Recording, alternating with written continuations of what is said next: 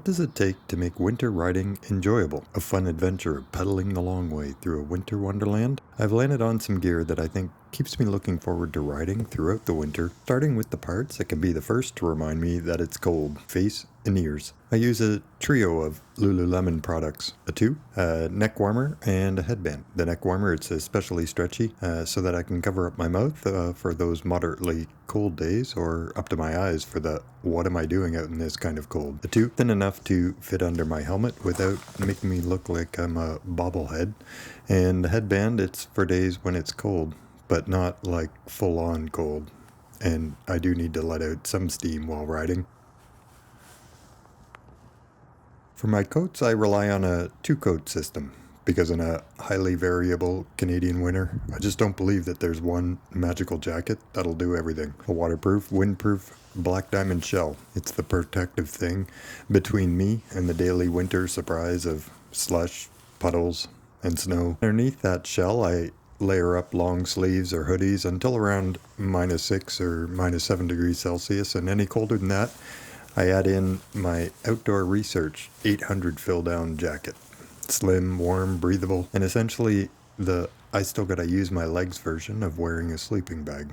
So why 3 pairs of gloves? Because winter has moods: angry, heinous cold, to docile, easygoing cold. My main pair, MEC over mitts, reflective, padded palms, and warm to around -5 or -6 degrees Celsius. And when the temperature dips further, I add some wool liners. And when it really dips, I go full glove liner under the mitt mode.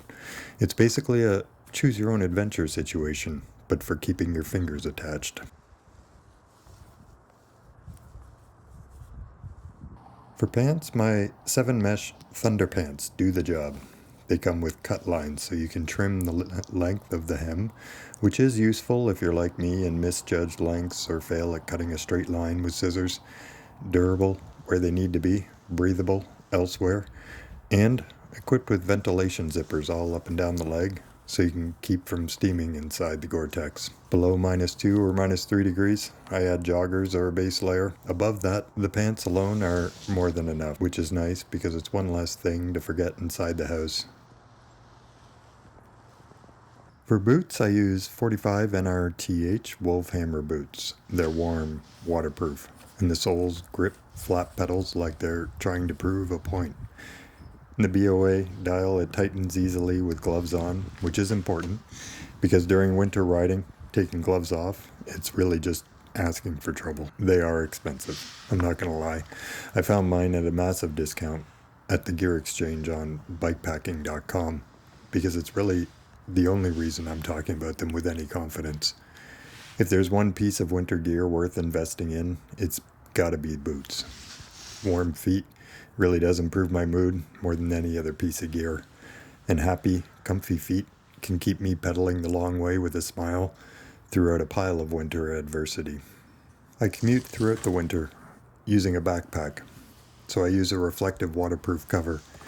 Keeps the bag dry, also makes me visible, and has a pocket for an extra light, as I generally aim at rolling through limited winter visibility. It's like a rolling Christmas tree.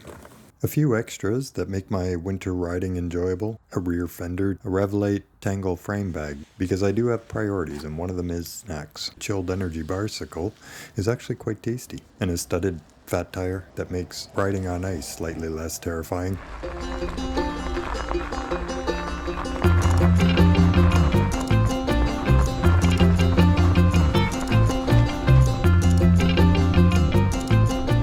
And now on to the ride itself.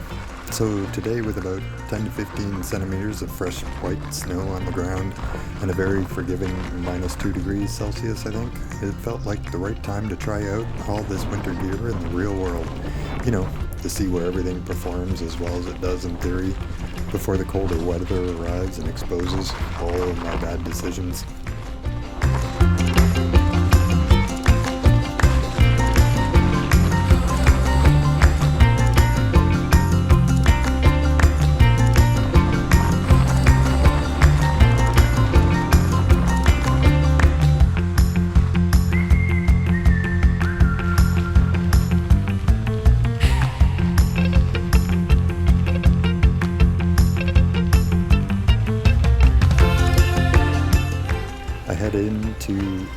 series of forested park paths, and it's quiet in that very specific wintry way where everything feels just a little muted, like nature's a bit softened.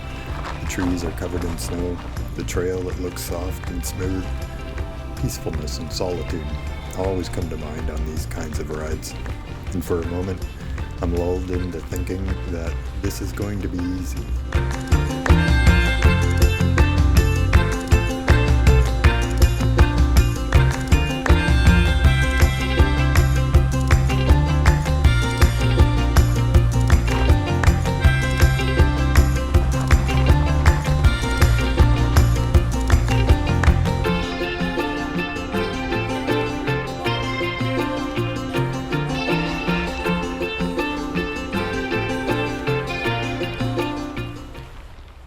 Quick intro to the bike I'll be riding for much of the winter, Garneau Gros Louis 3. Don't get me wrong, I love my Surly Wednesday and Karate Monkey that you can see in my other videos, but as you know, Surly it's quite famous for its steel frames. The corrosive effects of road salt on steel are legendary. So this bike, it's aluminum. I'm thinking I can ride throughout wherever without washing it every time after arriving home. Kind of like the red color too.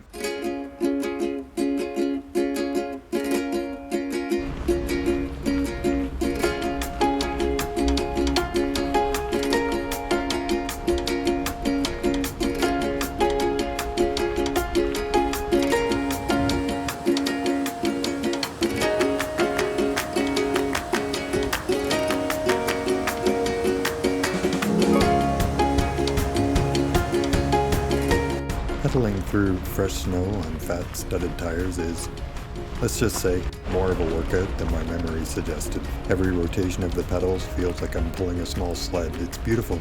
Yes, it's also a reminder that winter riding, it uses muscles I apparently only take out of storage once a year. Still, the tires grip the snow nicely, and flowing along, there's this satisfying crunch under the wheels. It's slow, it's steady.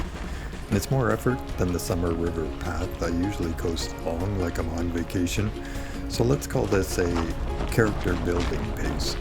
And I know when summer riding season comes again, I'll be floating along like it's a breeze.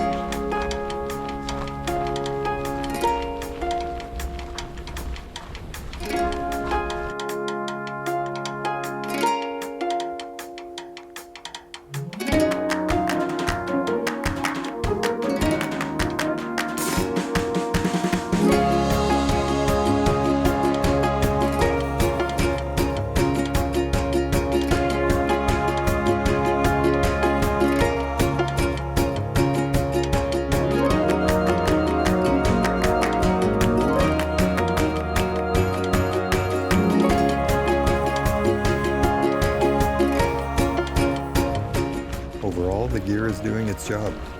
My face, it isn't freezing. My hands function with ease on the gear and brake levers. And my feet, without a doubt, stay warm. A couple of key essential takeaways in all of this. Layers. They're the key to avoid overheating and remain comfortably warm.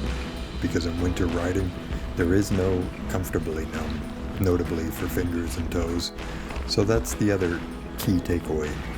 Good boots, they're worth every penny of investment.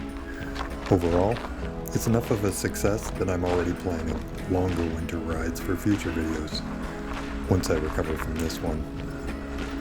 For today, this short ride was a perfect preview, a sampler of the winter season to come. Fresh snow, quiet trails, anticipation for the rides ahead, and it all lands just enough exhaustion to remind me that winter riding is its own thing.